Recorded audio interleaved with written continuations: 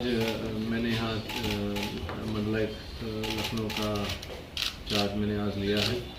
तो जो माननीय मुख्यमंत्री जी के निर्देश होंगे उसमें प्राथमिकताएँ रहेंगी और जो यहाँ महानगर की जो समस्याएं रहेंगी और जो पूरे मंडल की भी और अन्य समस्याएं रहेंगी उसको मैं पहले देखूंगा, समझूंगा और जो अपने कलीग से बात करूंगा, यहाँ बहुत वरिष्ठ अधिकारी हैं उनसे वार्ता करूंगा। उसके बाद फिर मतलब प्राथमिकताएं तय करी जाएंगी।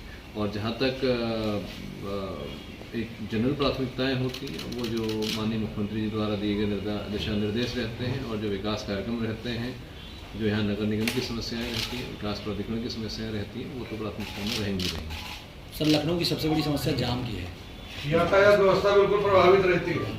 तो वो हम प्रयास करेंगे यहाँ पे पुलिस कमिश्नर साहब से वार्ता करके उसका ट्रैफिक से वार्ता करके उसका जो हल संभव है या उसको जो इस तरह की समस्याओं के दो तरह के इसमें प्रयास किए जाते हैं। एक लॉन्ग टर्म होते हैं, एक शॉर्ट टर्म होते हैं।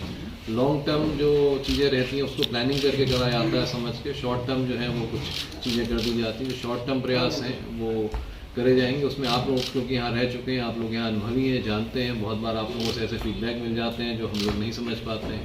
तो आप हैं और जो लोग इस बारे में जागरूक हैं, अगर हमें कुछ ऐसा फीडबैक देंगे तो वो हमेशा वेलकम रहेगा। हम ऐसे फीडबैक्स का हम स्वागत करेंगे और उनको क्रियान्वित करने का प्रयास करेंगे। मेरा प्रयास ये रहेगा क्योंकि यहाँ पे जो ग्रामीण इलाके हैं वो किसी प्रकार से नेग्लेक्ट ना हो और क्योंकि आने वाला जो शहर है वो शहर बढ़ते बढ़ते जो ग्रामीण अंचल की तरफ ही जाता है। तो मैं इससे पहले प्रयागराज में था, वहाँ भी देखा मैंने शहर बढ़ के अब काफ़ी ग्रामीण अंचलों की तरफ बढ़ गया है। तो वहाँ की जो समस्याएं होंगी उनका संज्ञान लेके हम उसको भी समाधान करने का प्रयास करेंगे। ये मैं सीपी साहब से इस बारे में डिस्कशन करके क्या इसका समस्या का जो व्यवहारिक क्या समाधान हो सकता है उसके बारे में चर्चा करके और फिर यहाँ जिलाधिकारी के साथ बैठ के इसका कुछ समाधान निकालने का प्रयास